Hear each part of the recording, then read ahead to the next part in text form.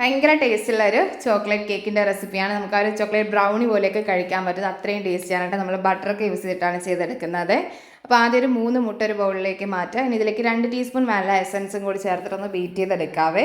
അപ്പോൾ ബീറ്ററൊന്നും വേണമെന്നില്ല, വിസ്കോ അല്ലെങ്കിൽ ഇതുപോലെ ഫോർക്കോ വെച്ചിട്ടൊന്ന് ബീറ്റ് ചെയ്തെടുത്താൽ മതി. ഇനി ഇതിലേക്ക് 1 കപ്പ് പൊടിച്ച പഞ്ചസാര 250 ml കപ്പളവാണ്. അപ്പോൾ ഞാനിവിടെ ബ്രൗൺ ഷുഗർ എടുത്തിട്ടുണ്ട്. വൈറ്റ് ഷുഗർ ആയാലും കുഴപ്പമില്ല. പിന്നെ ഒരു ബ്രൗൺ ഷുഗർ ആണെങ്കിൽ ഒന്നുകൂടി നമുക്ക് ആ ഒരു ബ്രൗണിയുടെ ടേസ്റ്റിലേക്ക് കിട്ടും കേട്ടോ.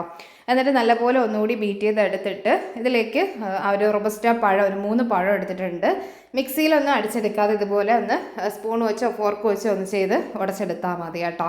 ഇതും കൂടി ചേർത്ത് കൊടുക്കാം. നല്ലപോലെ ഒന്ന് മിക്സ് ചെയ്തെടുത്തിട്ട് നമ്മളിനി ഇതിലേക്ക് ചേർത്ത് കൊടുക്കുന്നത് ആ ഒരു മെൽറ്റ് ചെയ്ത ചോക്ലേറ്റും ബട്ടറും ആ ഒരു മിക്സാണ് കേട്ടോ. അപ്പോൾ ഒരു 200 ഗ്രാം അളവിൽ ഞാനിവിടെ മിൽക്ക് ചോക്ലേറ്റാണ് എടുത്തിട്ടുള്ളത്. ഡാർക്ക് ആയാലും കുഴപ്പമില്ല കേട്ടോ, നമ്മുടെ ടേസ്റ്റ് പോലെ എടുക്കാം.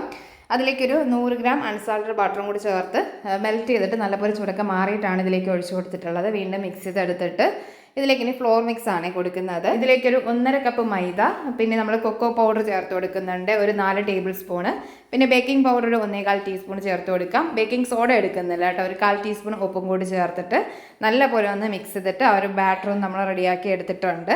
ഇനി ടോപ്പിലേക്ക് നമ്മളിത് ബേക്കിംഗ് ട്രേയിലേക്ക് മാറ്റിയതിന് ശേഷം ടോപ്പിലേക്ക് കുറച്ച് നട്ട്സും കൂടെയൊക്കെ ഒന്ന് സ്പ്രെഡ് ചെയ്ത് കൊടുത്തിട്ട് നമുക്കിതൊന്ന് ബേക്ക് ചെയ്തെടുക്കാം. ഓവൻ ഒന്ന് പ്രീഹീറ്റ് ചെയ്തിട്ട് ഒരു 10 മിനിറ്റ് പ്രീഹീറ്റ് കൊടുത്തിട്ട് ഒരു 170 നമുക്ക് ഏകദേശം ഒരു 40-45 മിനിറ്റിൽ തന്നെ നല്ലപോലെ ബേക്കായി കിട്ടും കേട്ടോ.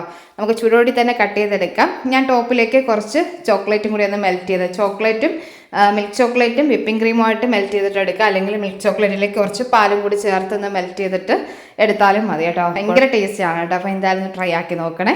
മറ്റൊരു റെസിപ്പി ആയിട്ട് കാണാം. താങ്ക്